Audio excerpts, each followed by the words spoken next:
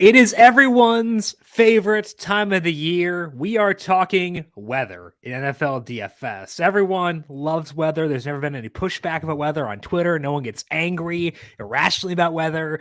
What could be better to bring us all together to complain about one thing and build hopefully some profitable DFS lines? We're going to break down the impact of that weather, which games are impacted, which players we're still using despite some bad weather, and breaking down the Week 16 NFL DFS main slate. This is the Heat Check Fantasy Podcast powered by numberFire. That's right here on the FanDuel Podcast Network and numberFire.com. My name is Jim Sonis. I am a senior writer and analyst for numberFire.com. Joined here, as always, by Brandon Gdula. He is the senior managing editor of numberFire.com. Brandon, you appear as though you have a question. Your hand was raised. Brandon, I'm calling on you. Hello. Oh, no, I was pointing at numberFire on my backdrop. Oh, I actually couldn't see that. It's a little bit blown up. Change your lighting. Get your life together. Get your stuff in order. Well, it is what it is. How are you? Oh, just hanging out. What's up? I made a concerted effort not to interrupt you during your intro this week because I have to edit the podcast, I have to record, and it always messes with the alignment of the audio files if I interrupt you. And I do that a lot. I'm aware of this. I don't care that much usually, but it makes editing harder. If it weren't for that, I wouldn't care. I'd interrupt you willy-nilly. But because of the editing, I have to care a bit. So did you want me to have a filibuster here? No. That you could... So did I do my job? No.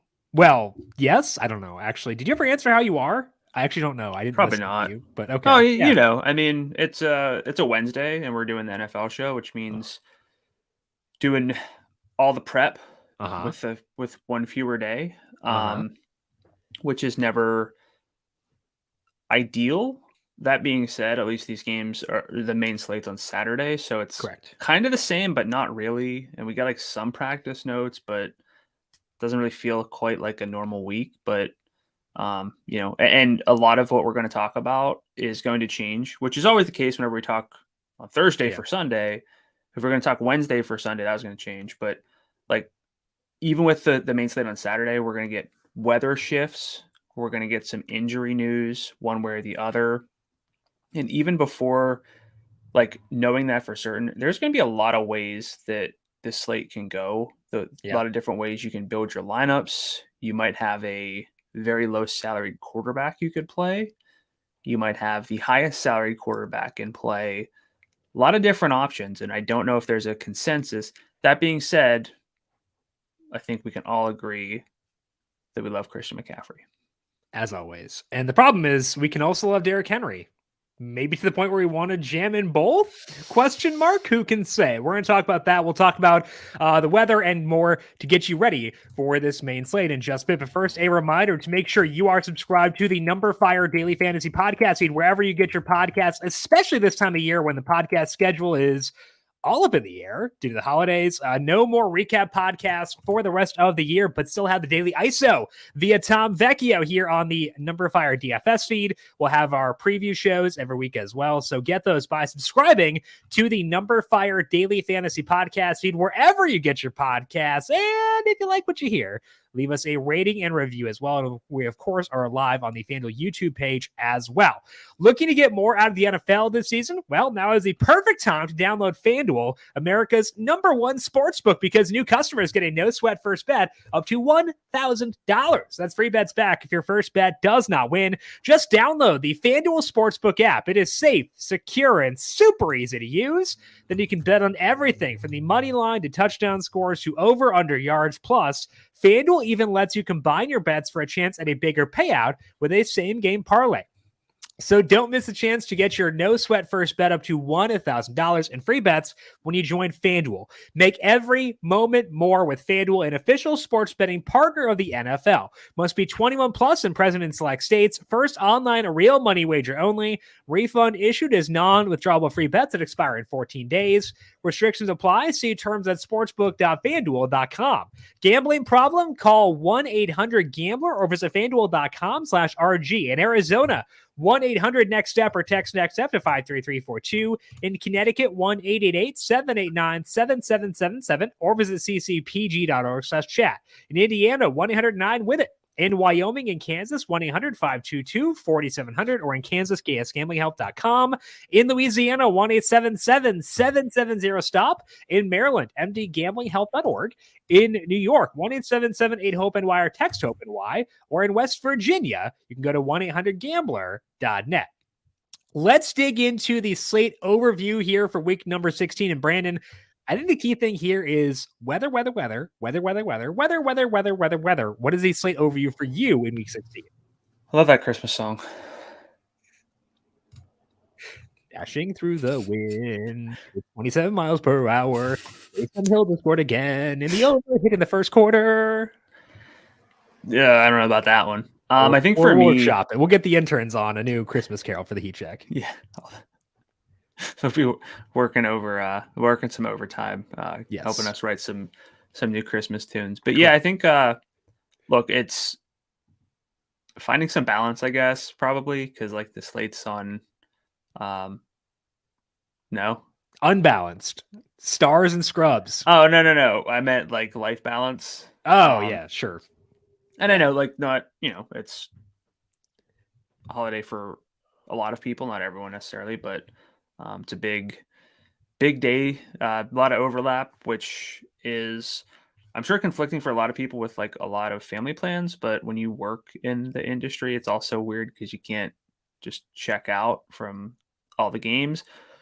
But point being, find some. I'm gonna catch up after. I'll catch up before the next. No, I'm gonna check out. But but there's still that catch up period that then overlaps with like But that's not like a big complaint. All I was trying to say is, it's cool. Find some balance and find a way to keep on top of the news and injuries and weather while not just sitting in front of a computer all week. But in terms of the actual slate itself, I don't think, Jim kind of screwed this up for me, which is pretty typical, but I was going to say, I don't think we want the balance this week for our lineups because we have a lot of superstars. There's the interrupting thing again, as I interrupt you to say this, that I'm interrupting. Yes.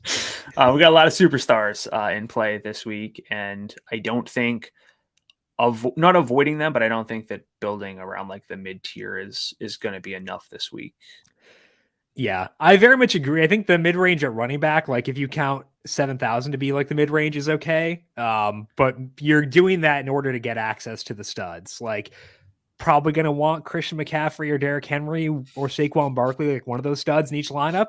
I like Justin Jefferson. I think that Stephon Diggs still kind of interesting despite the weather in that game. We'll talk about the weather there in a bit. So I want to get to those studs, and I agree that the gap between the upper tier and the mid-range is bigger this week than usual. Would you agree with that phrasing of it? Yeah, it's if anyone listens to our golf show, we get certain fields where, the way that the salaries work in PGA golf, like DFS, and NFL, kind of similar, where like guys, there's only so high that someone can be salaried.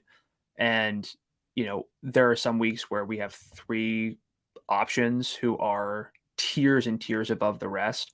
Now it's a little bit more spread out with the NFL, but like this week, McCaffrey, Barkley, Henry, just in their own tier for this week. And we got to make sure that we prioritize them. For going all 3 of them in lineups, it can work, but these guys are in really good situations. They definitely are. We'll talk about how to get there because I think there are good values that we can have. We'll talk about how to get there and much more in a bit. Usually we do the weather towards the end, but I think it's important to put it at the beginning for this week to highlight the games that are impacted by weather for this week and how much it may matter. The biggest one is in Cleveland, 27-mile-per-hour winds for the Browns and the Saints. Total for that game is 31.5. I believe it's still down there. 32.5. Hey, it's moving on up. 32.5 for the Browns and the Saints. I did take the over in this game, so we'll see. I built out a new model. What better time to build out a new model than before there is drastic weather? But 27-mile-per-hour winds in Cleveland for the Browns and the Saints. 19 miles per hour in Chicago for the Bears and Bills. Apparently the wind chill there will be like -10. I'll be outside of Chicago for this game. Awesome. Love to see it. welcome back to the Midwest. For that, 14-mile-per-hour winds in Baltimore for the Ravens and Falcons. Still to be determined if Lamar Jackson can play in that game. 13-mile-per-hour winds in Foxborough for the Patriots and the Bengals. 11 miles per hour in Carolina for the Panthers and Lions. Come on down, baby. Bring that down. A couple more miles per hour. Let us rip on some shark deep throws. 10 miles per hour in Kansas City for the Chiefs and the Seahawks, and then 10 in Tennessee for the Titans and Texans for Malik Willis's 15 pass attempts. They may be impacted by the wind in this game. I think that it's kind of worth reiterating our overall thoughts on weather, where we downgrade teams based on wind. You've done research that shows that players playing in heavier winds will fall short of their projections by about 7 to 10%. So you downgrade players by that much. The problem is you're downgrading a lot of players this week, which means we may still wind up being there. So you downgrade them, but don't cross them off, I think is the way I'd phrase that. Brandon, what else do you want to note on weather for this week? Yeah, I think you downgrade. Don't cross them off. You gotta look at the slate within the context of within the alternatives. I think that makes like the Saints and Browns with the low total, the super severe wind, something that I don't really want to get exposure to. I know you think it'll score more points, but just because it scores more than 32.5 does not mean it scores 55 points. There's a difference between going over and being a good DFS game. So just want to make that a note. But my question to you, to kind of put a bow on this, for the Christmas week, at what point should we start worrying about wind? Is 10 not really anything we worry about? What's the difference between like 10 and 19 miles per hour in terms of wind? Yeah, so 10 is where it gets my attention, I would say. And 15 is where I start to downgrade quite a bit. So 19 is high. That on a lot of slates, that'd be like not a cross off, because again, we don't cross anything off, but like it'd be like, okay, significant downgrade there. And 27 is wild. Like that's a lot. So it's like a sliding scale, obviously, as it should be, because it's incremental. But 10 is where it gets my attention. 15 downgrade, 20 significant downgrade, 27 significant downgrade. But again, everything has a price. And in DFS, we're talking about salary. Price. Yeah, everyone's got their price, but also everyone has their tipping point in terms of roster rate. So, if people just avoid this Bills-Bears game because of the freezing cold temperatures, I think there could be a shot there to pivot to be different. Any different thoughts for you there? No, I think we're on the same page, partially because we learn from each other's research when it comes to wind.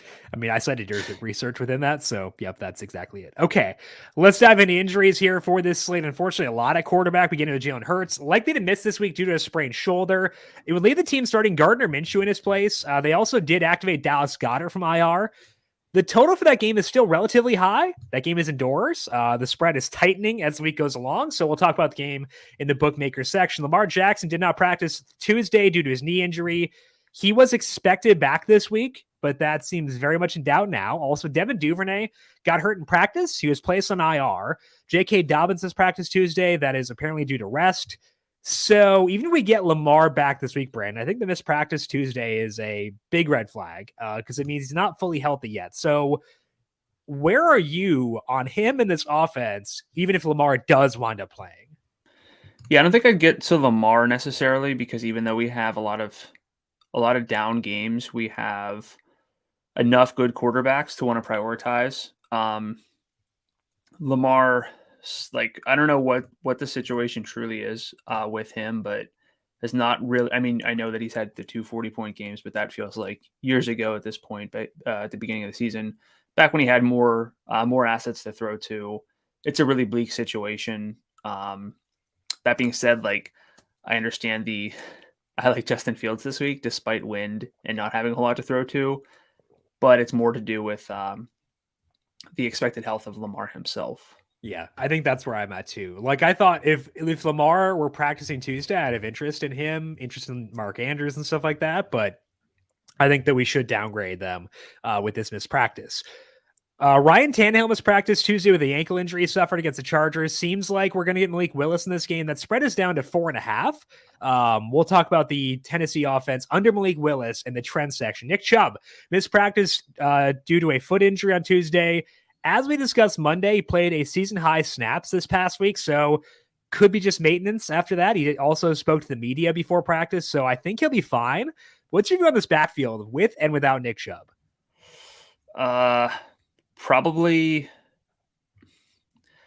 I'm not going to get to Nick Chubb this week. It's a terrible game environment. I understand that there should be a lot of rushing attempts, but a lot of rushing attempts can just bleed the clock. This team can be efficient on the ground, especially with Nick Chubb just being the rushing yards over expectation king. But this is just not the type of game that you have to target this week. If you have him on a season-long team and you're playing Nick Chubb, but whenever you can get to like Saquon Barkley or, a Tony Pollard or Joe Mixon in like better situations, I don't really think that I can get to Nick Chubb this week in DFS. Yeah, I think that it's the same stuff you mentioned with like the other alternatives. Like I love Pollard this week. I think he's really fun. You got Saquon Barkley, not that much higher than him. And then Miles Sanders, Kenneth Walker, maybe J.K. Dobbins below him. I think that that's enough where we can gloss over Chubb. And if Chubb doesn't play, they seem to have really soured on Kareem Hunt. His workload has decreased quite a bit. Now they do need to win this game because they still have a shot at the playoffs, an outside shot, but a shot nonetheless. So they should push, but I don't know if they'll push by making Kareem Hunt like this workhorse kind of guy. I think that they'll get Dearness Johnson in there a bit. So I don't know. If there were no Chubb, maybe I just think he'll play, so I don't want to consider it too much, honestly. We should be fine there. But they seem to have soured on Kareem Hunt quite a bit. Yeah, and if there's no Nick Chubb, you're basically playing a guy whose team does not want to play him in a game with a 32.5 point total where there might not be any offensive efficiency because there's no way to throw the ball down the field. So right. Exactly. Speaking of throwing the ball down the field, Chris Olave mispracticed with a hamstring injury on Tuesday. New injury for Olave. Weather here is hideous, but if Olave can't go, does anybody benefit for you? Not so much. I was going to make a joke that I guess David Johnson would get more receiving work because it's not going to go to Alvin Kamara apparently. And I know that Kamara had the 2 targets last week, but just one more route than David Johnson, which is weird and not fun. I think the main, the most fun play on this team could be Taysom Hill then. If, they don't have as many guys to throw to, if it's going to be kind of an ugly game, he could get a lot of carries. Think they should just start him at quarterback. I don't know why they don't, honestly. I mean, for this week specifically in 27-mile-per-hour winds, they should. Against the Browns rush defense? Yeah. He should walk away from this game with 14 carries. The Browns have 16 linebackers on IR. That is an exaggeration, but not by that much. They're in a bad spot. I would use Taysom Hill at quarterback this week. I think the one downside of Hill for DFS this week is so much of his appeal comes from touchdowns, and there are going to be a lot of touchdowns in this game, most likely. So despite that, I can't write him off, which I think says a lot about how I think he'll be used in this game. But that does lower my enthusiasm about getting there at $6,500. Yeah, make no mistake, there's a lot of downside to Taysom Hill. Yeah. Especially because this is one of those spots where you'd have to project that the team uses him in a way that makes sense to us, which has not been the case. So yeah, we'll see about that. Tyler Lockett likely to miss this week with a finger injury. Kenneth Walker also missed practice Tuesday with an ankle injury, as did Noah Fant with a knee injury. Both Walker and Fant were on the field for the final play for the Seahawks on Thursday. Obviously, Fant scored, so no shocker, he was on the field. But Walker is out there too. So probably just maintenance, but we'll talk about them in the bookmaker section. Hayden Hurst got in a limited session on Tuesday, his first since his calf injury. You'll talk about the Bengals in the trend section. Jacoby Myers, Damian Harris, and Ramondre Stevenson all limited in practice on Tuesday. Myers played last week, so the fact that he is designated with a concussion is concerning and odd. I hope he's okay. Harris is still trying to return while Stevenson played through his injury last week. Any Pats for you against the Bengals here with 13-mile-per-hour winds? Might make more sense to talk about them in the larger context of the other side of that game, because you could see it probably. I don't want to play the Bengals against the Patriots, therefore I'm not going to stack that game. But I think if I can talk you into some Bengals, maybe we can take a deeper look at the Patriots. Yeah, let's do that then. Okay, the Bears did designate Khalil Herbert to return from IR. He likely will be activated before this week's game. Does that push David Montgomery out of play for you? And any interest in Herbert down at $5,500? I think it does bump Montgomery out of the conversation for me. And no, I don't think that Herbert would get enough work at 55. We're going to want some, I kind of hate saying like punt plays or scrubs or anything, because in any sport, they're all NFL players. Yeah. But like, we're going to need the punt plays, but Herbert's not going to be one of them. Yeah, I think he's better than the guys below 6,000, but I don't want to use the guys below 6,000. So he's better than that tier, like under salaried, I would say, but I'm not going to use him regardless. Caleb Huntley will miss the rest of the season due to an ankle injury. The Falcons face the Ravens this week. Is the matchup there tough enough for you to still cross off Tyler Algier and Cordero Patterson? I don't think I can trust this offense enough to play even like a two-back committee, so I'm probably not there. I guess there are paths that it could actually burn me, but I think that they're pretty narrow and not going to happen. I agree with that. So let's dig into the bookmaker info for this week. Oops, that is out of date. I was going to put up the Seahawks and the Chiefs spread here, but that's now 10. I did lengthen to 10 now. The Chiefs favored over the Seahawks. Still like the highest total on the board at 48.5. Tyler Lockett not going to play. That could downgrade the Seahawks offense. That's likely why the spread is 10. But it also does give volume to other guys. The Chiefs likely to have more full role for Kadarius Toney this week. He ran, I think, just 3 routes this past week. Mecole Hardman is back as well, most likely. So what's your view here of Seahawks and Chiefs in the context of this entire slate? Love it. Tell me more. Do I have to? Like, we got Mahomes. I think Juju Smith-Schuster is going to go a bit overlooked if we get the receivers healthy. I think people worry about that. Jerick McKinnon's receiving workload, I think, is drawing away from Juju's good workload as well as he works his way back to full. I think Kelsey's salary is too high. So I think people will just like kind of look away from this game a little bit more than they should. Or at least specifically the Chiefs offense, because it's not a flawless offense for DFS, because you have to kind of guess right. But if I can play Patrick Mahomes, if I can find ways to get there, I want to get there. I love Juju. I would consider Isaiah Pacheco as a salary saver. Mm-hmm. Kenneth Walker is someone that we wrote down. We were pretty astonished at what his salary was on Monday's recap show. Love that. One of those situations, like, you pointed out, this is going to be a less efficient offense, but they still have DK Metcalf. Like, he's a game changer. So it's like, I'm not going to say it's exactly like the Bengals offense, but like take Jamar Chase or T. Higgins off the field. Like, you still have the other one there. So I think this is just a really fun game. I think there are different ways to stack it, and we have some value for the Seahawks as well.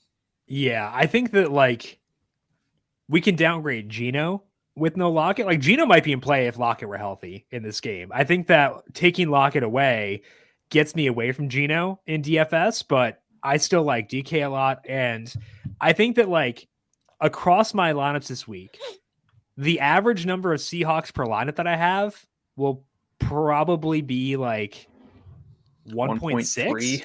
Oh, okay. No, it might be 1.6. Because like I'm going to have a lot of teams that have both Walker and Fant. A lot of teams with both Walker and Goodwin. A lot of teams with both Walker and Metcalf. Like, Walker's going to be on like 80%. So that's 0.8 Seahawks per lineup there. That's true. And so then I'm not going to gloss over those other guys there because, like, who cares? Running back and tight end don't overlap that much. It's fine. So, especially on a slate where a lot of games are just like, really, really unappealing. So average of like 1.6 Seahawks per lineup, which can be scary given that they are losing a legit piece in their offense. But I think all those guys are super, super in play. As far as Juju Smith-Schuster goes, I think he is the best stacking partner with Mahomes at 73. I think that salary very affordable. I think you were too, a bit concerned about he looked like he got banged up in that Houston game, like, and that's scary because like he had that concussion that was just pretty bad. So I kind of watch him closer than I do a lot of guys, kind of hoping he's okay. But he's not in the injury report on Tuesday, so he should be good to go. So I do like Juju at 73. Even when we had Kadarius Toney and Mecole Hardman up, I think Juju's target share was still 12 out of like 68, whatever that is. I don't know. 12 68 is 18%. It's not great, but like still in that offense, pretty good. So I do like Smith-Schuster. You mentioned Isaiah Pacheco as a salary saver. I agree. 67 against a rush defense that has been getting torched recently. The Chiefs have been willing to go with heavy personnel. That might not be as true this week with Hardman and Toney both healthy. Also, Noah Gray and Jody Fortson were both on the injury report on Tuesday. That might impact their personnel packages, but I still think Pacheco is viable at 67. He is not a core play. I would say he's like a 20%er kind of guy. If I want to cut back on some of my Walker, cut back on some of my Miles Sanders, whatever it may be for the lower salary backs. So more of a differentiation piece than a core play for me, but everyone here is kind of like green light. Yeah, I think Pacheco is like the perfect example of someone that I will have a higher exposure to than I actually like his role because I'm going to be so much higher on this game than the other games. Like the odds that this game scores like, 55, 60 total points, substantially higher than most other games. Like you have to, and everyone knows this, but it can be a little bit easier to overlook as we try to differentiate away from like the quote unquote chalk. The odds that some of these games are true, like shootouts back and forth, a lot of them are, I would be shocked if they turn into that. So like this game, I would not, even without Tyler Lockett. So the odds that we see like a Sunday or a Saturday million winning lineup with like, 5 guys from this game, pretty reasonable. Yeah. I built out a total model, and this game in my model has the highest total in the slate by almost 6 points. That's even with the downgrade for Lockett. So it's pretty enthusiastic, and that's with the win being factored in too. Yeah. That's other than Metcalf, whose salary is honestly reasonable, like, and Kelsey. Yeah. Well, I was just thinking specifically with Seattle, but overall, like, it's a pretty affordable game to stack up. It is, definitely. And like, I think it's pretty fun. Now, William on YouTube did ask a question about what we think about Kadarius Toney's usage, Mecole Hardman's usage, going back to what it was. He says, I think there's reason to believe that Hardman goes back to his typical usage. I think that the supporting evidence for that is that Hardman practiced last week too. So this is not his first week back. He practiced last week, did not get activated, but did practice. And I always like that for a player. Like Dallas Goedert this week, I think that helps with him. The fact that he practiced last week, didn't get activated, and now gets a second full week of practice. So I think that helps with Hardman. The one downside with him is that his role was kind of flimsy to begin with, like before his injury, and now they've added Kadarius Toney. So I think the concern with Hardman is less about his injury and more about the fact that there's more competition now than there was, specifically via Toney. Juju's healthy, stuff like that. Also, I think that's actually just my primary thing. Where are you on Hardman at $5,500? I wouldn't rule him out because of the salary and because of the game. Sure. But if this were the type of slate where we had more options in terms of games, like, so this one didn't stand out as much, I don't think I'd get there. But yeah, an 11% target share in the games that he played in, can get downfield work, get red zone work. Wouldn't be astonished to see a carry from him. But I think he's the perfect, like, if you're stacking up this game and you're just going to be heavier on this game than anything else, sure, get some sprinkles of Hardman. Other than that, I'm not going to chase it, especially in like a one-off situation. Someone mentioned this, might have been William actually on YouTube on Monday, that maybe Hardman impacts Jerick McKinnon. I think that's actually maybe the bigger thing, is that having Hardman back might impact McKinnon a little bit. As far as actually now, One-Eyed Jack on YouTube mentioned that potentially detracting from McKinnon.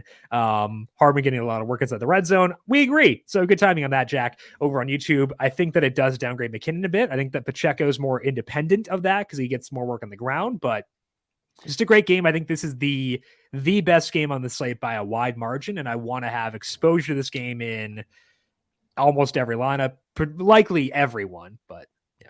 Would you stack Mahomes with Jarek still? I probably wasn't going to anyway because I'm just I don't know if I'll get to Jarek. I guess that could be very stupid, but I don't know. And would you stack Mahomes with Isaiah Pacheco? So I'm broadly very okay with running back and quarterback stacks because A, you get double dip on targets, but B, it sucks up like all the yardage and touchdowns on a team. That's not the case with them. So broadly, I'm receptive to that. I think I might not do it in that specific scenario. Okay. What about you? I think I'd be kind of open to it, assuming that McKinnon doesn't get a whole lot of rushing work necessarily. Yeah.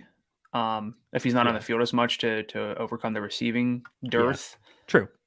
But yeah, I mean, I like this game so much more than other ones that I'll probably have suboptimal process stacks to get exposure. Because again, this game is great, is substantially higher than almost every other game on the slate. Yeah, you might not need perfect process to have good plays for this week. Okay, let's go to Minneapolis. No win there unless something goes horribly, which has never happened in Minneapolis in December. They've never had a roof collapse at their stadium in December.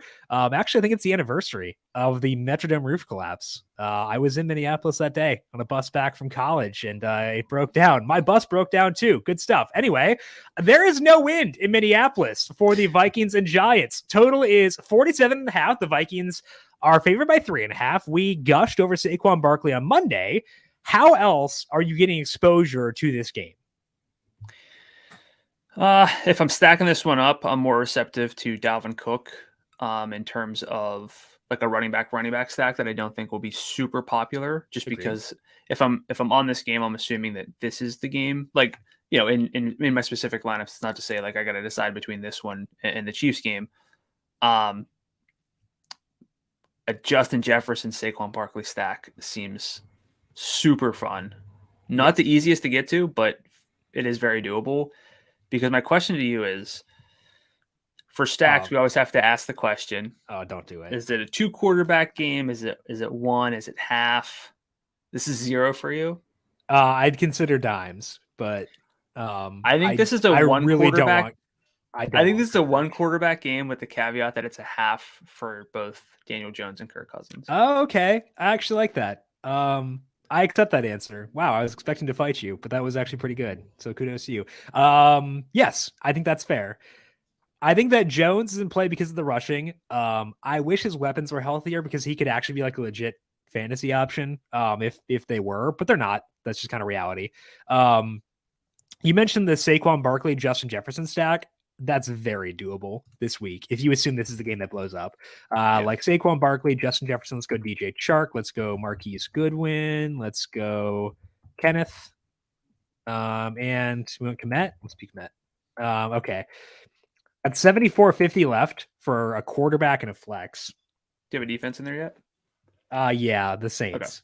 Okay. So I can make that work pretty easily.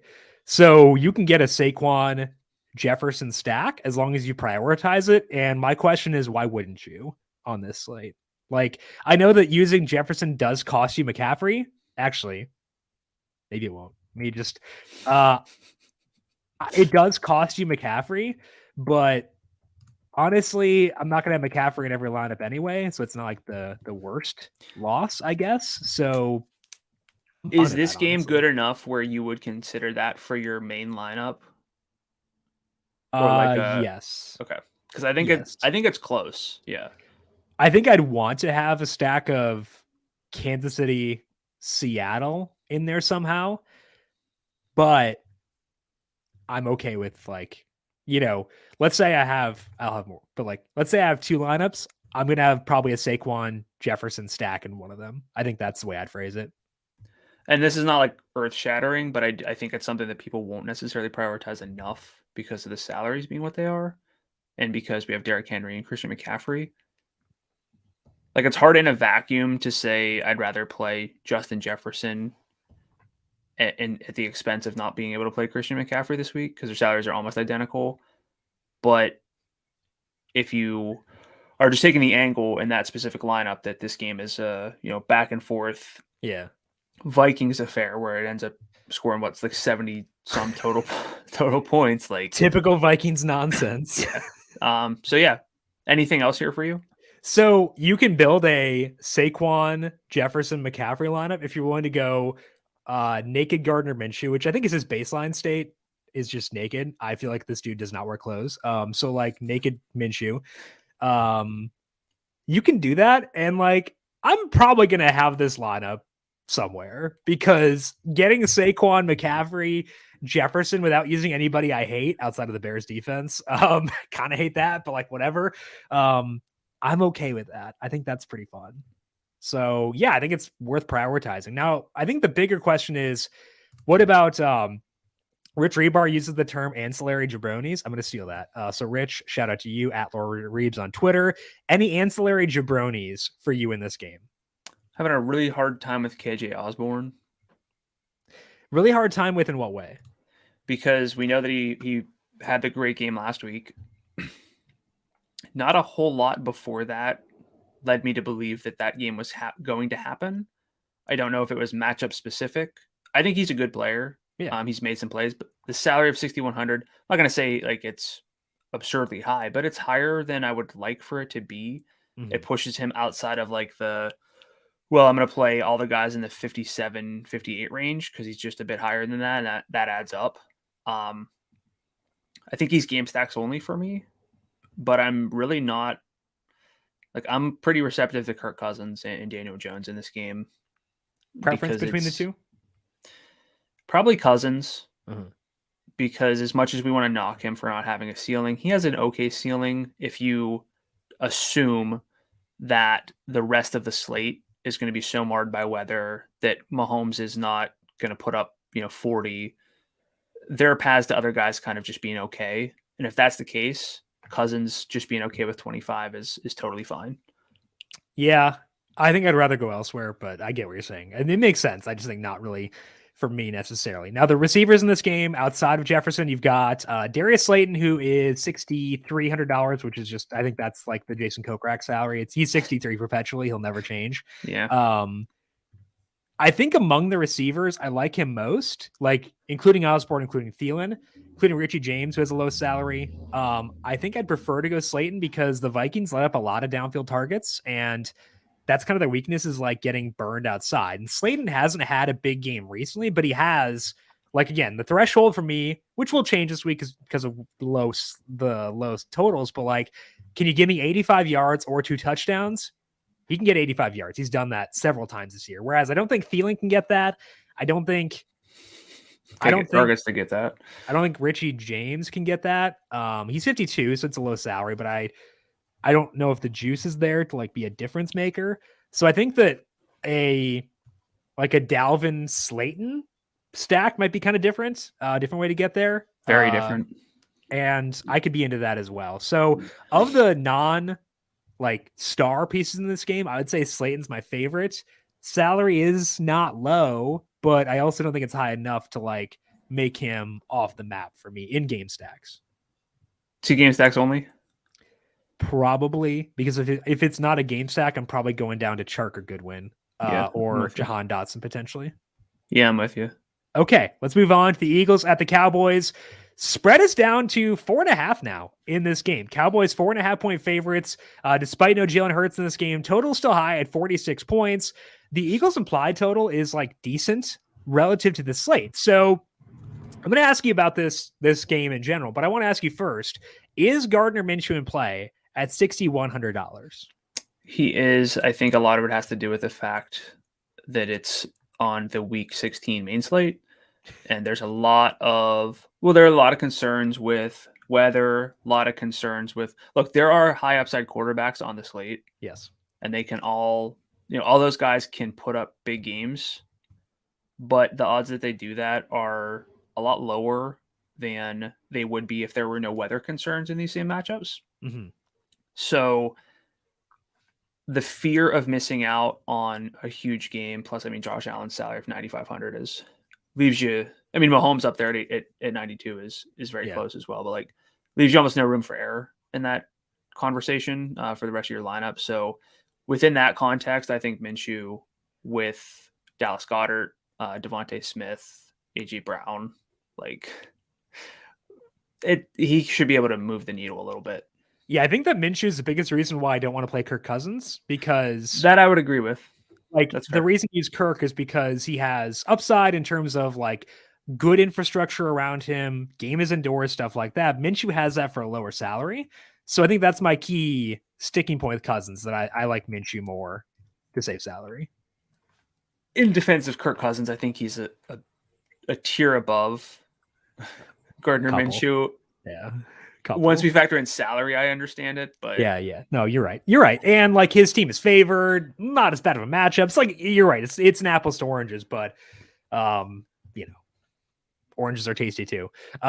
If we look back to week 13 last year, that was a game that Minshew started where they actually had something on the line for the Eagles, because he played week 18 where they had nothing on the line.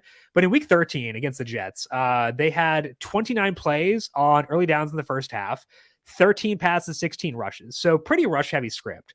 I think that means his ceiling is likely pretty muted, but now he's AJ Brown, so that helps quite a bit. And, the Cowboys secondary is pretty banged up. I also think so we talked about this 2 weeks ago, where I said I had Christian McCaffrey as a love, and I was like, I don't like using running backs tied to backup quarterbacks, but I think that Miles Sanders falls under the but distinction this week as well, because in that game against the Jets, he had, I think, 21 rush attempts in the first 3 quarters. Both Boston Scott and Kenneth Gainwell were active for that game, and Sanders got a lot of work. This is an important game for the Eagles. I know people try to say it's not, but they have not locked up the division yet.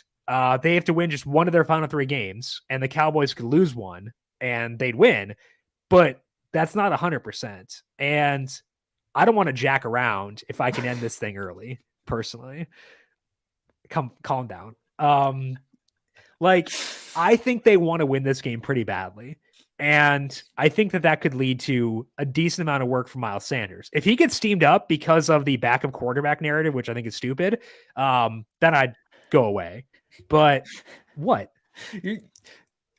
I'm not like on Twitter very much, so I love hearing like the backup quarterback narrative that you're angry about that exists too much, and I'm like not even that aware of it, which is probably a bad on my part not to be like tuned into the public as much, but yeah, I would never consider playing a running back more with a huge downgrade at quarterback. There are people who do. And so to get angry about that idea, I'm not angry. I think I just don't subscribe to it. I don't like, you can think what you think. That's fine. You can do whatever you want.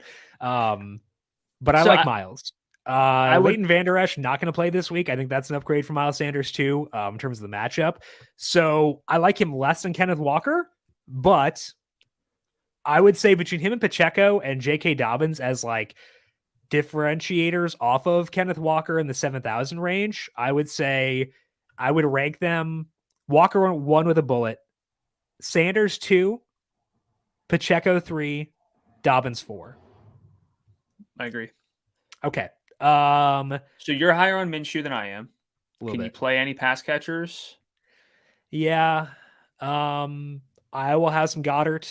I like Schultz more in this game at a slightly lower salary, but I will use some Goddard. I will use some Devontae Smith. I'll use some AJ Brown, but just as parts of game stacks for me. What about you? What really helps is obviously the low salary for Minshew. You can offset the $8,500 salary for AJ Brown. I will use them if I get to Minshew. If I'm not willing to play Minshew, I can't be that excited at those elevated salaries for those guys, aside from, I guess, Goddard, just because tight end is always a wreck. But to finish up with this game, I know ranges of outcomes are real. Like, I do a lot, with that.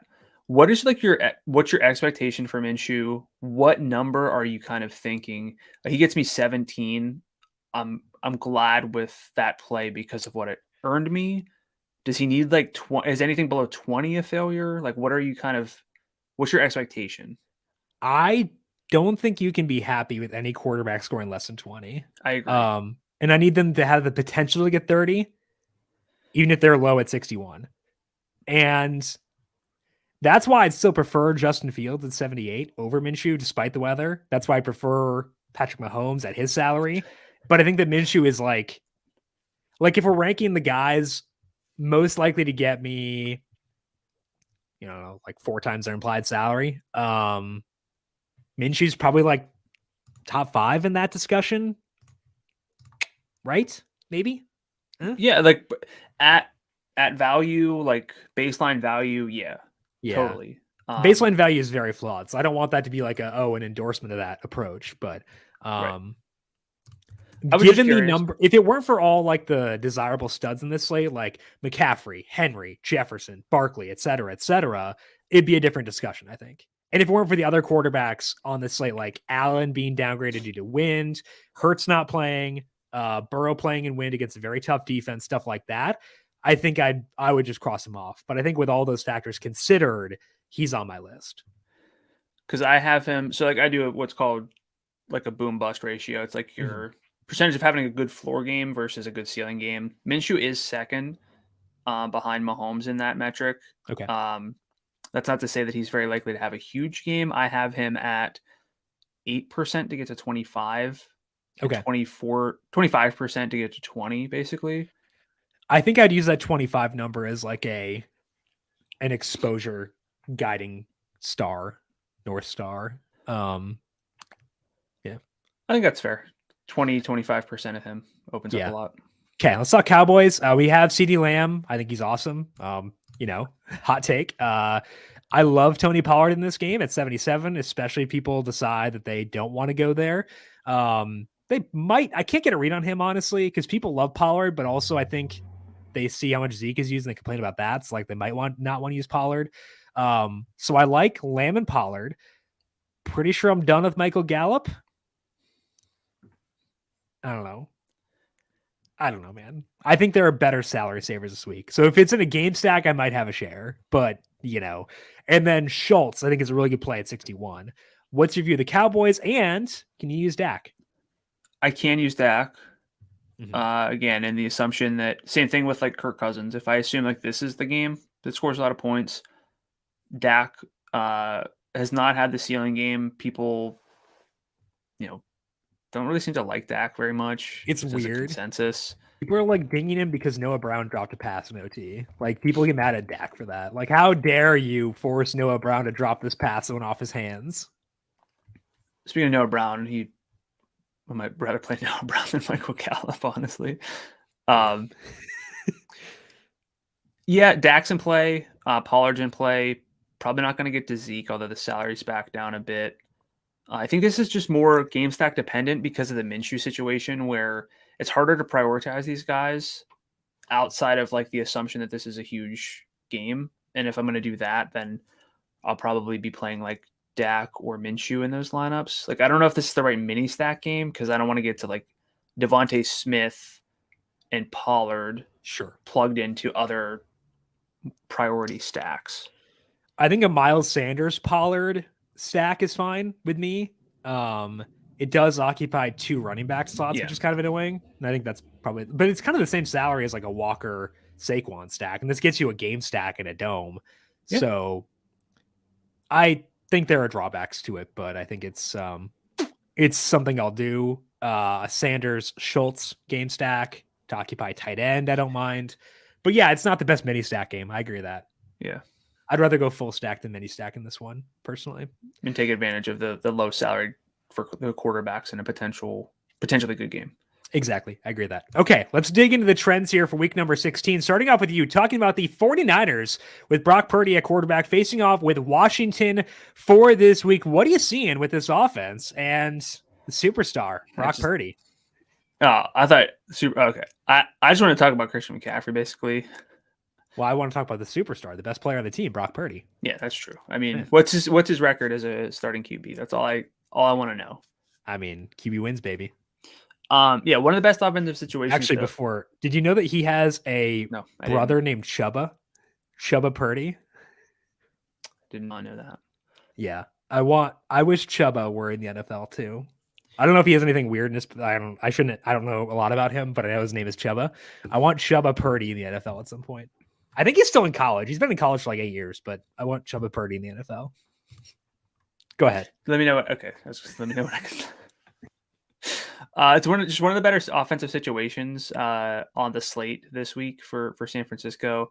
In a playing at home, nice weather, especially whenever we're comparing it to dangerously cold weather in some spots. But gives them one of the best implied team totals outside the bookmaker 6, which I think I'm going to make a thing. The bookmaker 6 or the 6 teams in the bookmaker info section. I like that. I think those are like, yeah.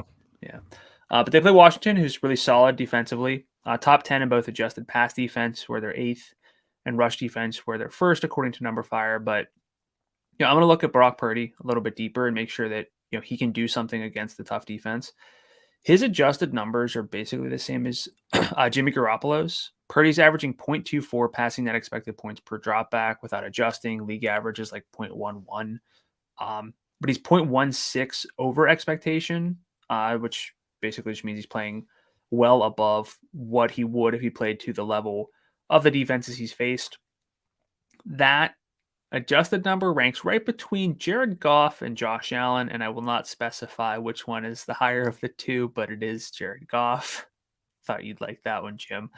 That's not to say that Brock Purdy is better than Josh Allen, although it sounds like Jim might be there already calling him a superstar. No, not Josh Allen. I can't. No. There's a line. It's below that.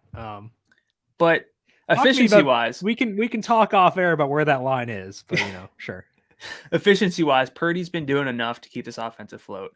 Now, I think though the only sample to look at is the best sample is last week without Debo, whenever the team just force fed Christian McCaffrey, 26 carries, team high 8 targets for 138 yards and a score. Over the past 3 games, without Mitchell, without Purdy, McCaffrey's averaging over 145 scrimmage yards, over 33 adjusted opportunities per game, almost 80% of the snaps, over 81% of the routes, phenomenal red zone share of 70%. There's no, so long as Purdy, plays like he's been playing, which is good relative to expectation, there's really no reason to downgrade McCaffrey. The targets last week after McCaffrey went to George Kittle, who had 5, Juwan Jennings, who had 5, Brandon Ayuk, just 4, Ray McCloud had 3. In terms of routes, though, it's notable that Ayuk did run every route. Kittle was at 89%. Jennings at 85%, which I think is noteworthy. McCaffrey 85% though as well, which is super noteworthy. Super sick for a running back. And then McCloud at 59%. So if this team does play to expectation, which is still putting up points even in a tough situation, there could be maybe more to like than just Christian McCaffrey, because Washington at least has some appeal with value receivers, specifically Jahan Dotson on the other side. So I don't want to say it's just McCaffrey or bust in this game, because I think that there's a little bit more. But I think George Kittle at 7,000, Brandon Ayuk at 68, kind of hard to prioritize given their market shares within this offense. So, I don't know if we should consider someone like Juwan Jennings. Probably not on a different slate, but on this kind of slate where this is still one of the better situations, I'm a little more open to it because we need so many value receivers to begin with. But what are your thoughts on this game? We know you love Christian McCaffrey. We already know that. But anything else in this game stand out to you? Yeah, I think that the Dotson shout out is good. I agree with you. The Dotson might be a good bring back option, because the one piece against Dotson previously had been that, there wasn't a lot of yardage there. He was feasting on touchdowns, but 80 or 105 yards last week, called in a couple of deep targets. They probably have to throw a lot in this game, because I don't think they'll be able to run against this front. So I think that a McCaffrey Dotson stack works well. I agree with your thoughts on Kittle and Ayuk, just really high salaries. As much as we love the superstar Brock Purdy, he's still a backup third string quarterback, tied to guys with high salaries and on a rush first team. That's tough to get to. So I'm not going to use Juwan Jennings, but I will definitely use Dotson as a bring back. I will love McCaffrey, fully on board with you there. But I think that the other guy is kind of tough to get to for me. Yeah, and again, we do trends not to say here's why we love a team. It's to explore more on teams that we're not focused on. It's to say, should we love this team? Yeah. And speaking of that, Let's talk about the Bills and high win, because should we love this team? Great question. Don't know. The total for the Bears-Bills game is creeping down. I think it's 39.5 right now. Actually, might have gone back up to 40.5. Hey, we're back up. Okay, back above 40. It's low because of weather. Wind speeds projected at 19 miles per hour, and a blizzard is rolling through Chicago earlier in the week. I'm getting to Chicago tomorrow night, and it'll immediately be 11 to 17 inches on Friday. Sick. Welcome home. Love it. Luckily, we have a very big sample on the Bills playing in heavy winds. So I wanted to see what expectations should look like in this situation. This will be the 6th time this year the Bills have played a game with wind speeds in the double digits. This will be the highest number thus far. In those 5 games, the Bills have averaged 25.8 points per game. The games on the whole have averaged 43.4 points. They've gone under the bookmaker total in 4 out of 5 games. I think this one is different because it's come down a lot. But the Bills did score 30 points themselves twice, which is not nothing on this slate. And Josh Allen still scored well for DFS himself. He's averaged 26.3 FanDuel points per game in those games. That's actually above his full season mark.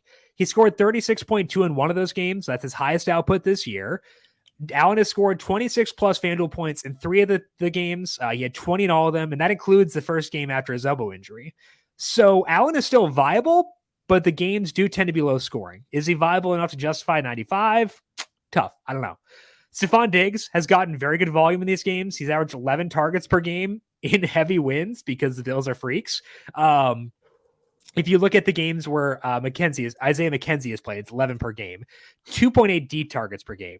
Gabe Davis has gotten 2.3 deep targets per game and 6.0 overall in the games with McKenzie. So pretty close to his typical workload. 3 of his 4 biggest yardage outputs this year have come in games with heavy wins, though one of those was with McKenzie out. So I'm not saying you should bump up Gabe Davis and win-win. That's not that. I'm saying I thought he'd be a cross-off in the heavy wins. I no longer think that, which is, I think, an actual takeaway here. So even with the wind, Allen is in play. Probably won't get there because of salary, but I think he's in play. Diggs is in play. I think Davis is very much in play. That's especially true if all these guys wind up getting glossed over because of the weather in this game.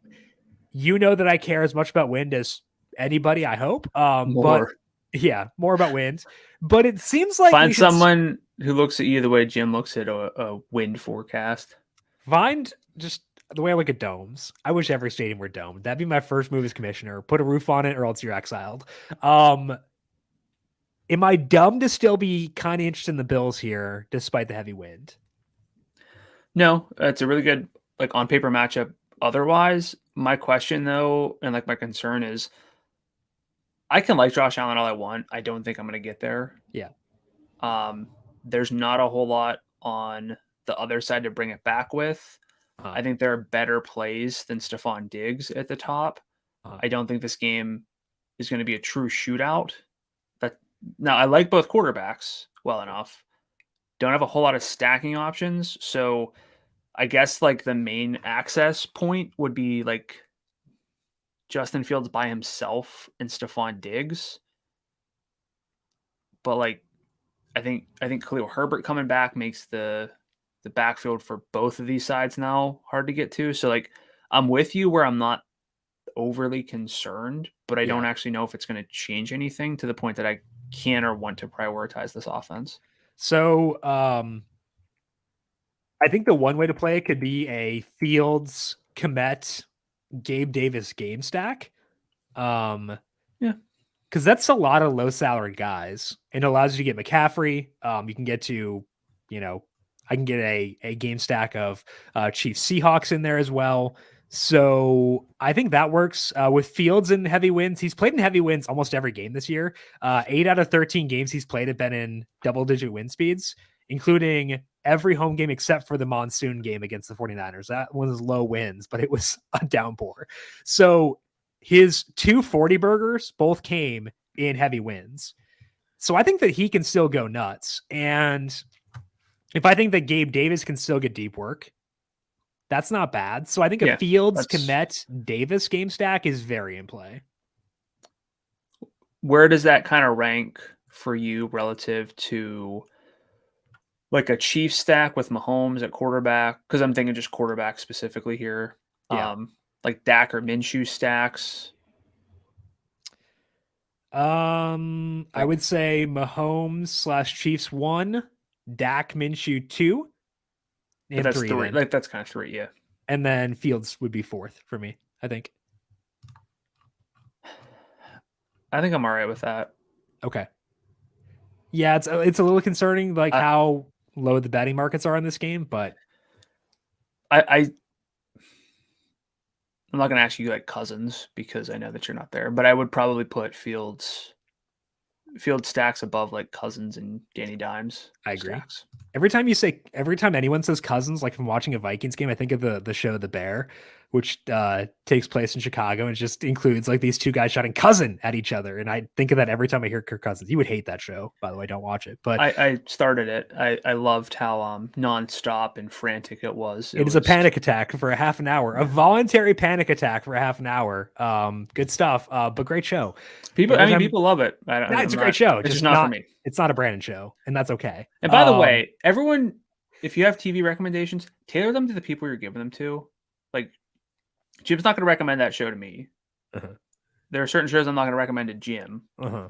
Just because you like a show doesn't mean that everyone's going to like it. So then, whenever you give like tailored recommendations, people will probably have a better experience with that. Just. I'm glad that I know you well enough to know that you would not like The Bear, despite it being a great show. This is friendship. I like that. Okay, let's move to your second trend and talk about the Bengals because they're an actually good offense. They are pretty healthy right now. They're playing in a not terrible game for weather. It's not great, but not terrible. But they're facing a very tough defense. So you're going to dig into the numbers and say what we should think about the Bengals this week against the Patriots. Yeah, I mean, we can get like cute in a lot of different ways and try to find stacks and do whatever, but we kind of have like the Bengals staring us in the face without a ton of concern. Like, it's not, like you said, it's not great weather, but it's not horrible. It's not a good matchup, but it's a great offense. So, you know, what exists here, and could this be the team that changes everything for us? They play the Patriots on the road after New England had the letdown of all letdowns to end their game last week. But New England's top 3 in adjusted pass and rush defense according to numberFire's metrics. But Joe Burrow's averaging 0.14 passing net expected points over expectation per dropback, which is really dope. His splits versus good defense, still pretty decent. 0.12 passing net expected points per dropback, so about league average against the best of the best defenses. 225 yards per game, but 2.7 touchdowns per game. Now, all 3 of those were on the road. I think that's noteworthy for this split. And overall, Burrow on the road is averaging 256 yards and 2.4 touchdowns per game because he's great. He's like the man. In games with Jamar Chase, T. Higgins, Joe Mixon, and Tyler Boyd all playing at least half the snaps, which is 6 games. Jamar Chase has a 27% target share, 38% air yard share, almost 10 targets per game, 4.5 downfield targets per game, which for me are 10 plus yards downfield, almost a 30% red zone share. He's awesome. I know I pointed out like Devontae Adams last week against the Patriots and, you know, wasn't ideal necessarily, but I believe more in Joe Burrow getting the ball to Jamar Chase than even Derek Carr riding the ship and getting Devontae involved, but just kind of wanted to throw that out there. T. Higgins, 23% target share, 33% of the air yards, 8.5 targets per game, 3.7 downfield per game. That's awesome. Tyler Boyd, not so much, under 15% target share. Might be getting Hayden Hurst back, which would not lower me on Higgins or Chase, but just would lower me on Boyd if that's the case. Only 5.3 targets per game for him. And then Joe Mixon, 13% target share, 4.8 targets per game for him. Now, over the past 2 games after Mixon's return, his workload is down. 20.5 adjusted opportunities per game by way of 12.5 carries and 4 targets for 80 yards per game, but still, you know, almost a 30% red zone opportunity share, which is not just rushes, but all plays. 11.4% target share with more routes than Samaje Perine, but the snap rate is down to about 60% from around 73%. The yards are down about 15 per game. 2-game sample, yards can kind of fluctuate, but the salary is down as well. That's something that we need to point out. the Patriots defense has like that reputation of being able to shut down the opposing team's best player. Thing is, with the Bengals, they have like at least 2 guys you could kind of say are the best player, like maybe 3. Obviously, we know it's Jamar Chase is like the number one focal point, but Mark Andrews did some stuff against the Patriots, 89 yards and 2 touchdowns on 13 targets. Justin Jefferson, 139 and a score on 11 targets. Stephon Diggs, 92 and a touchdown on 9 targets. They've allowed 7 games this season of 85 plus receiving yards to individuals. That's around the league average. So they're still kind of gettable. And then the Bengals might be sitting here like, you can try to figure out ways to be different, but playing Joe Burrow and stacking him with some great options or playing Joe Mixon, I think it's viable. Any thoughts here on Cincinnati?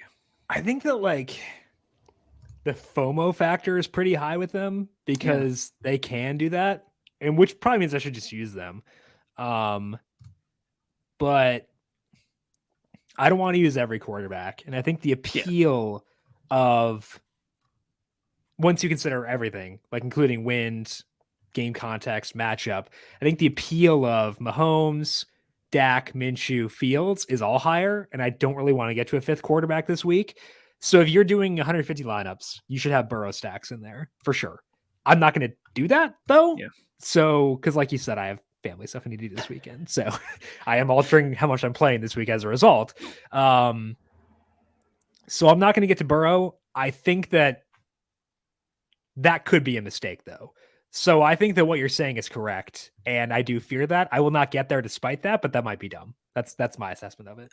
I'm with you too, where I don't think I'll quite get there myself, but yeah, I know I'm talking about Kirk Cousins. Like, I think he's a viable play. It could be one of those, like, could I really not have played Joe Burrow instead? Yeah. If I get to a 5th quarterback, it'd be Burrow, I think. I think so too. Yeah. It's not a great matchup. They're on the road. I get it. But a large part of DFS is finding out where people are what spots people are overlooking. Right. Maybe they'll be chalky. I don't know. But, like, it's hard to, I don't know. Do you prefer Jamar Chase or Stephon Diggs this week straight up? Because I'd go Chase. Chase. Yeah.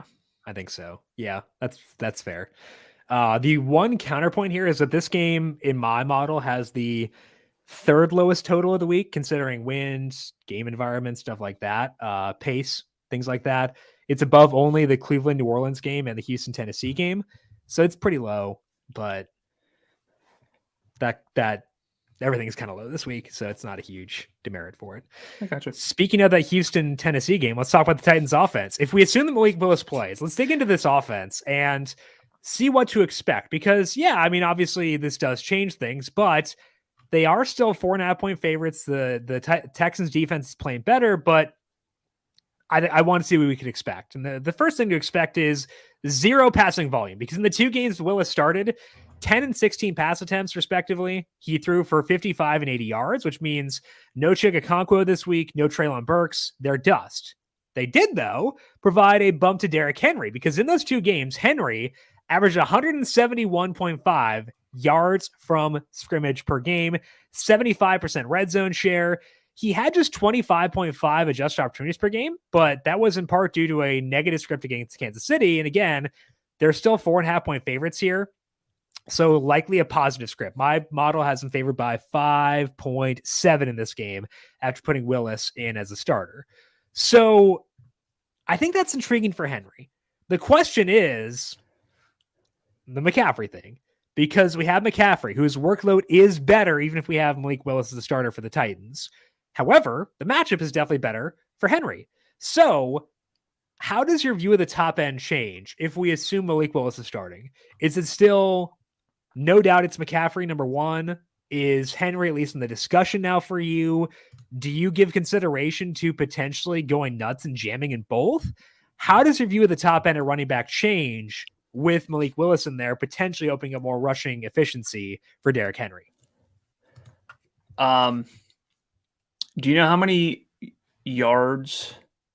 What are the fewest number of scrimmage yards for Derrick Henry over his past 4 starts against Houston. Well, he has 205 straight. So 200 rushing yards and 5 straight against Houston, I think. I don't think it's that many. Okay, it's 4 straight. Whatever. Anyway, it's more than 200. I know. Unless did they play in the play? I didn't pull playoff numbers, but I don't think the Texans made the playoffs recently. I don't think so either. I just want to make sure. Maybe they have. I actually don't know, but it's. But over these past 4 starts, regular season, I can say that for sure. 211, 264, 250, and 228 scrimmage yards, which is pretty sick, if I'm being honest. Awesome. Yeah. Multiple touchdowns in both. Also, kind of like if I'm kind of sick as well. Like, but I do think that he's in the same tier as McCaffrey, but probably at the bottom of that tier. Sure. And I don't quite know if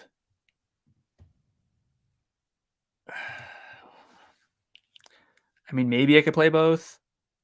That would come at the expense of, I think my favorite like high salaried going all out approach was McCaffrey, Barkley, and Justin Jefferson. Yeah. Maybe I just tweak that to Henry, McCaffrey, and then just kind of mid-range receivers and value receivers. But he's very close to, like, he's in that same tier as McCaffrey, but I have McCaffrey tier 1.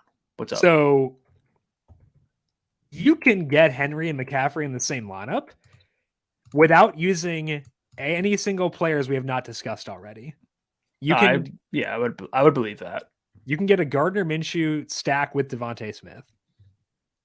Like, or you could go Gardner Minshew stacked with Dallas Goedert. Let's get Smith out of there. And you can get Tony Pollard.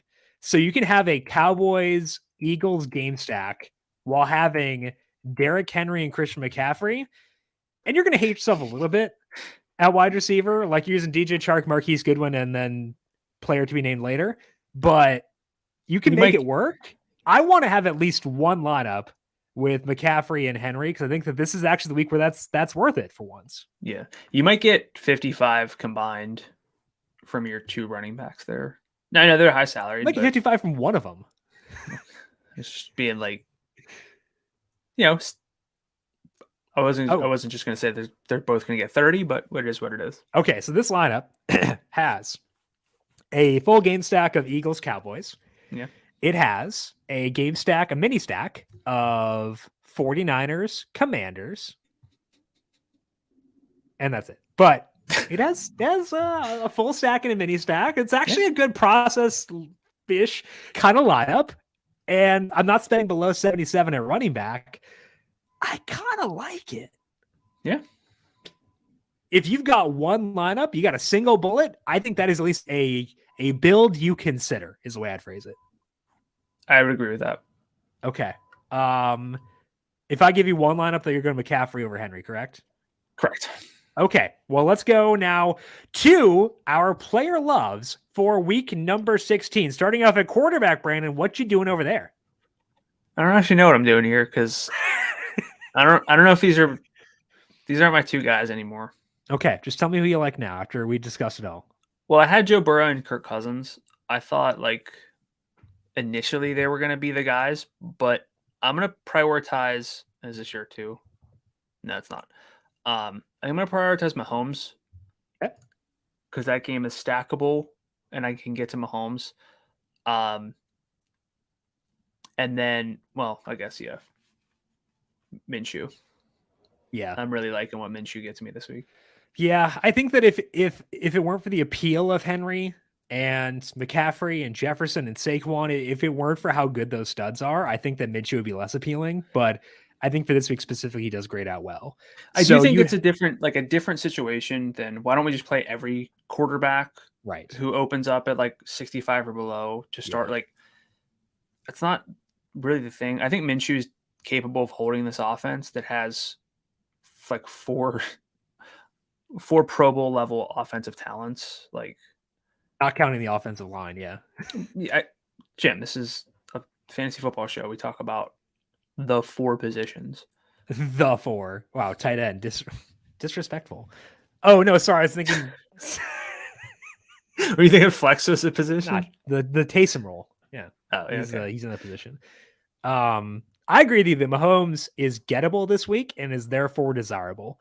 I think that a Mahomes Kelsey stack is really tough, even on a slate where you have a lot of value, but like, should you not try to get it in there at times? You definitely can, especially with like the Walker Goodwin. Yeah. I don't know if I'd go double tight end with like Fant. No. I don't. That won a Sunday Million like a couple weeks ago, I think. It can happen. It was not me. If you're curious. I just think that at a certain point, Kelsey's salary is impossible to overcome if he's not phenomenal. So yeah. I do think the one thing in favor of him is that if you compare him to the higher salaried wide receivers, Jefferson, great, love him. But Chase is in tough matchup, high wind, Diggs, high wind, AJ Brown backup quarterback, Amon-Ra St. Brown playing on the road in some wind. CeeDee Lamb's great, but like Kelsey relative to the high 8,000 receivers, not as much of a disadvantage as usual. Kelsey or Metcalf? Metcalf? Yeah. I'm thinking more like Kelsey is like, if you give me 10 Mahomes lineups, probably like 3 or 4 Kelsey, right? Yeah. It's probably lower than usual, but I think with his salary, it's justifiably lower. Other guy I had at my love outside of Mahomes was Fields. I do like Minshew too, and I like Dak, but Fields, like the wind matters, and I love wind. But again, if you're looking at Fields from a backwards facing perspective, his baseline has been playing in wind this year. So you don't need you can't double count the wind because he's already been playing in it already the entire season or bad weather throughout most of the season. The Bills defense lost Von Miller, which means they're more vulnerable now to quarterbacks in general. He's $7,800. He's dropped 40 in high wins twice already this year. I think Fields, especially if we get the read that he'll be glossed over this week, is a very good play for DFS. If he winds up being popular, which I doubt, then sure, pivot to Dak, pivot to Minshew, stuff like that. But I think Fields is in consideration for like a single bullet kind of discussion for this week. Your favorite lineup this week, who is it going to have at quarterback? It's probably going to involve Minshew. Yeah. I don't know, man. Like, it's probably Minshew or Mahomes, which means, I don't know, maybe Fields is third for me, but yeah, I think that's where I wind up. I think those 3 are separating, though. And I put Dak a fourth, I think, as I rank quarterbacks right now, personally. Yeah. Running back, what you got there? McCaffrey. He was right down on Monday morning. That hasn't changed. Talked about his role already. Just phenomenal. He's really good, and I don't care about the matchup too much because he's Christian McCaffrey, and he's very good and gets a lot of work. So I feel like we have discussed him enough. Saquon Barkley is my number 2. Much more realistic to get to Barkley instead of Henry in my McCaffrey lineups. They're doable, but it's a lot easier to go down to Saquon. And in the event that I don't play McCaffrey, like I want to get to Mahomes and Kelsey or something like that, but still want to make sure I get exposure to the top. I think there's like the top 3 at running back. Then I'm okay settling for Barkley, which is a nice consolation prize. Week 15 against the NFL's best adjusted rush defense last week. 18 carries for 87 yards, which was 13.3 more than expectation with a 50% rushing success rate. 8 targets. Another good-ish rush defense this week, but Minnesota 29th in adjusted FanDuel points per target allowed to running backs like that. And then third love, Kenneth Walker, another write down for this week. 6,900 is a really nice salary. 75% of the snaps on a short week. Going to get some extra rest with that mini bye. 79 yards on 17 opportunities against a really, really good defense, and the Chiefs are not a really, really good rush defense. Tyler Lockett's out, which could lead to more. It's like the inverse of the Mecole Hardman effect and Jerick McKinnon. I think we're getting the inverse. Walker 30 routes on Thursday, which was 64% and 5 targets. He's probably my favorite play of the week at salary. At any position? I love Christian McCaffrey, but I can play Kenneth Walker in almost every lineup. I think that's true. I can't do that with McCaffrey. I think that's true for me with Walker too. I also had Walker and McCaffrey in my loves. Like relative to salary, I know McCaffrey's salary is high, but he's still better than everyone except for Walker relative to salary. So I adore those 2 guys. The one guy I had different, and I do like Saquon a lot too, and I want to use Saquon to get access to that game, to stack that game. I don't want to overlook Tony Pollard. I'm not sure how much attention he'll get, but he's really fun still. He's had 104.8 yards in scrimmage per game since Zeke's return. The Cowboys can still win the NFC East. Like, people are treating it as if it's over. It's not over. Like, the Eagles have a 98% chance to win the division or the first overall seed, but that's not 100%, man. Still a shot with 3 weeks left. I think they're going to push. Telling me there's a chance. I'm telling you there's a chance. Pollard has had good work. He is a tremendous football player. His salary has come down to $7,700. I don't think sentiment on him is as high as it was previously. He had 12.6 FanDuel points without a touchdown last week. That's awesome. So I think he's great. And I want to get to Tony Pollard to get access to a very fun game. Let's go to wide receiver. What are you giving me there? I have Juju Smith-Schuster, 7,300. I think he's a really, really good play this week. We might get Mecole Hardman back, and Kadarius Toney was back in a sort of minimal role last week. Those could both scale up, but the Chiefs have a lot of ancillary jabronis. Shout out to Rich, who's I think their role would dip before Juju. It seems like they want Juju to be their wide receiver one. He had 10 targets last week for 88 yards. Seattle's average in adjusted FanDuel points per target allowed to receivers. Really good game environment. Best overall implied team total for a reasonable salary. I made a Keenan Allen comparison last week. I think you can maybe say like Juju's sort of Keenan Allen light, where not going to blow you away with the yardage, but the volume I think is very safe. And so I like him. His yardage upside is better than Keenan's too, though. It's possible. Yeah. Which is a turn for us based on where we've been on Juju in the past. But look, if I love all those receiver or running backs, I can't say I'm going to like prioritize high salaried receivers. So I'm going down to Marquise Goodwin at 58 for my second love. Goodwin has been the Seattle Seahawks number 3 receiver all year with a lot of separation over everybody else. Tyler Lockett and Goodwin have the same ADOT. I think that there could be some overlapping routes there that Goodwin takes over without Tyler Lockett. Goodwin's got a catch rate over expectation of 10.3 points, which is unsustainable, but is also pretty dope. 14.8% target per route rate as it's like the third or fourth option is fine. That's like in the Marquez Valdez-Scantling, George Pickens, like Tyler Boyd type of tier, which we would consider those guys if they were losing a Tyler Lockett 25% target share. So I'm in on, is everything all right? The dog was barking. I didn't know why. And I was making sure she wasn't like something weird happening. Okay. She was making weird noises. I decided to check on her. She's good. I just want to check. And then I now have socks that have her on them, by the way. I'll wear them for the podcast someday and show the feet on the podcast. Get our views up. I don't know if that would get our views up. Does that count as showing feet if there are socks on them? I don't know. I don't want to ask that question. So I'm going to talk about DJ Chark instead. I'll find a consultant to let me know. The roll dipped last week, but had some tough coverage. And in 4 games with his routes back up, 13.8% target share, but 16.4% target share if you weight the targets for downfield and red zone work. 5 targets per game in that sample, 3.3 downfield per game. Carolina 30th in completion rate over expectation allowed, 23rd in ADOT allowed. So it could be a Chark week yet again. DJ Chark's salary 57 should be. I mean, it's windy and it's outdoors, so I would say his appropriate salary is probably 77 this week, not 50, instead of like 12.7 or whatever it has been in the past. Love it. Okay, I have DJ Chark as my third love as well for the same reasons you mentioned. 43% deep target share in the full games he has played this year. Jared Goff has actually been pretty efficient in road games this year, where Amon-Ra St. Brown has played full snaps, so I like Chark as well. My first love is DK Metcalf.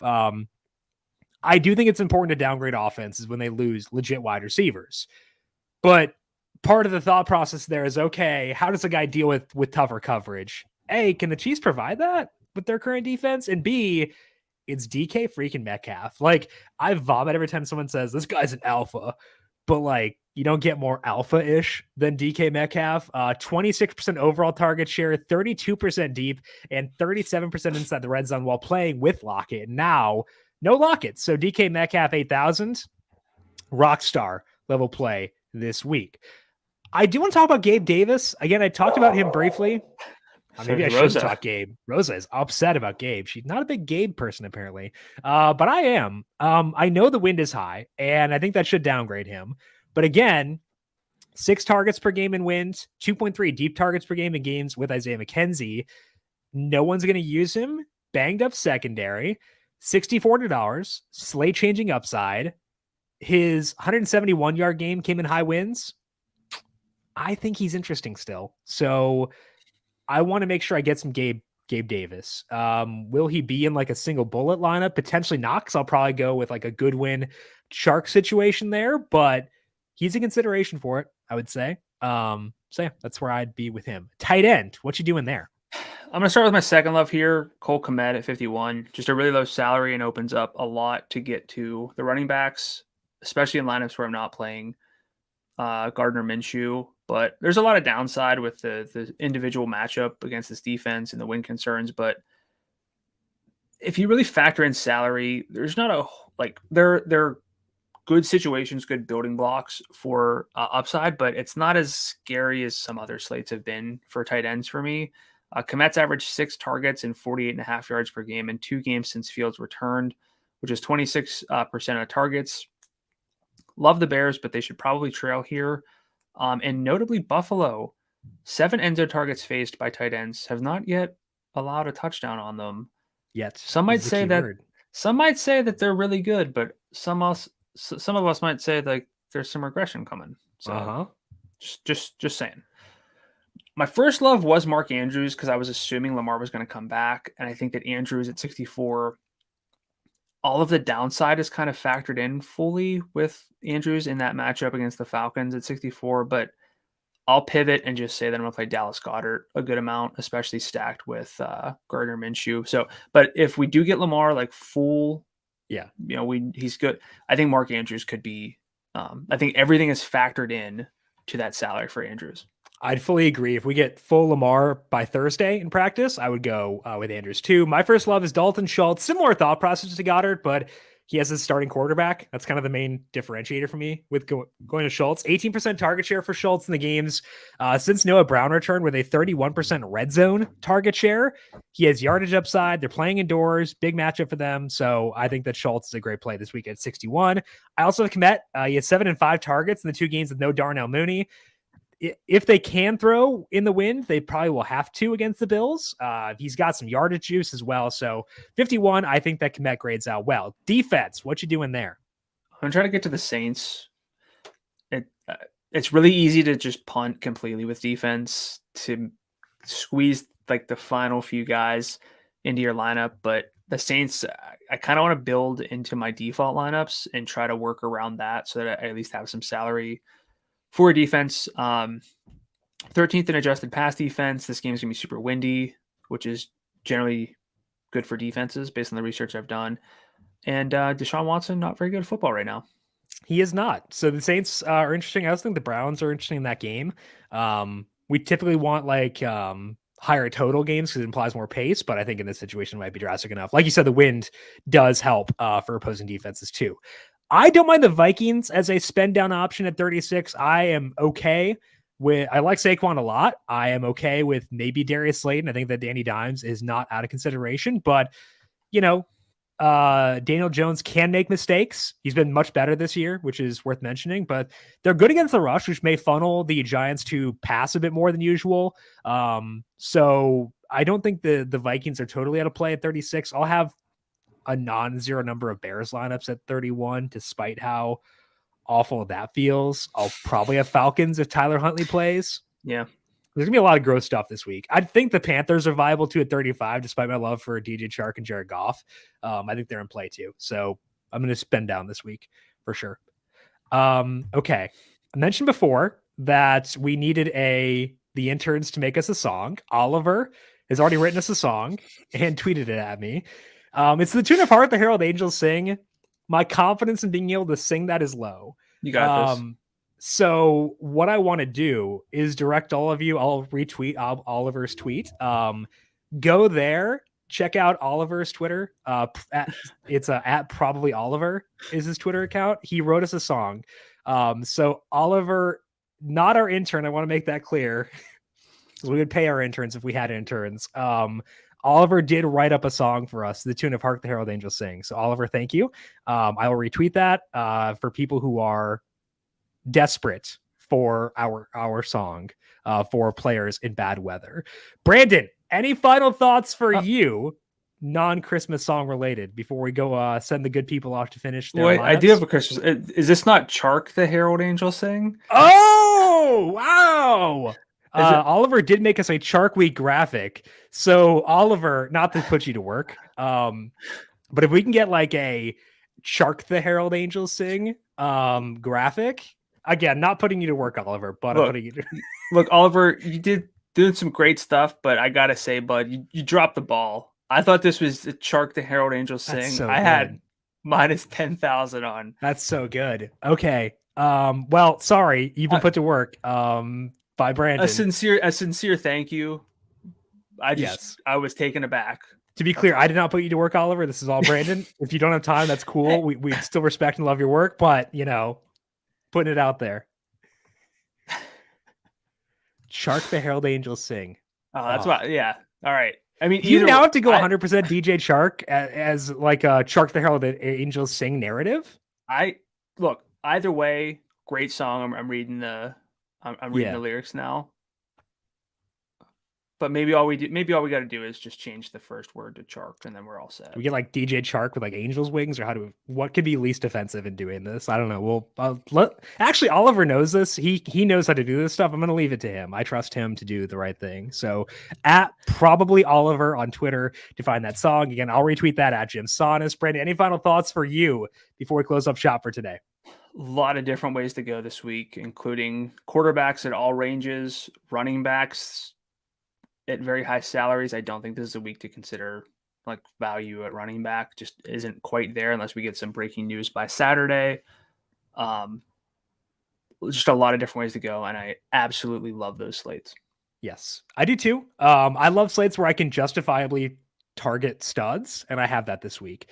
So be reactive to changes with injuries, be reactive to changes with weather, spend time with your families if you can. Do all that if you can do it all at once, but have fun this weekend. Stay safe, everybody. Happy holidays to you. We are going to be back with you once again next week. No recap show. We will have a preview show once again next week for the week 17 and main slate. Get that and all of our shows by subscribing to the numberFire Daily Fantasy Podcast feed wherever you get your podcasts. And while you're there, if you like what you hear, leave us a rating and review as well. Brandon, if people have other Christmas carols, tweet at you, or DJ Chark graphics potentially, where can they find you on Twitter? I'm on Twitter at Gdula13, GDULA13. And I am on Twitter at Jim Saunas, GIMSANNES. Good luck to all of you in week 16. Happy holidays. Stay safe. Stay warm. We'll talk to you once again next week. This has been the Heat Check Fantasy Podcast powered by numberFire.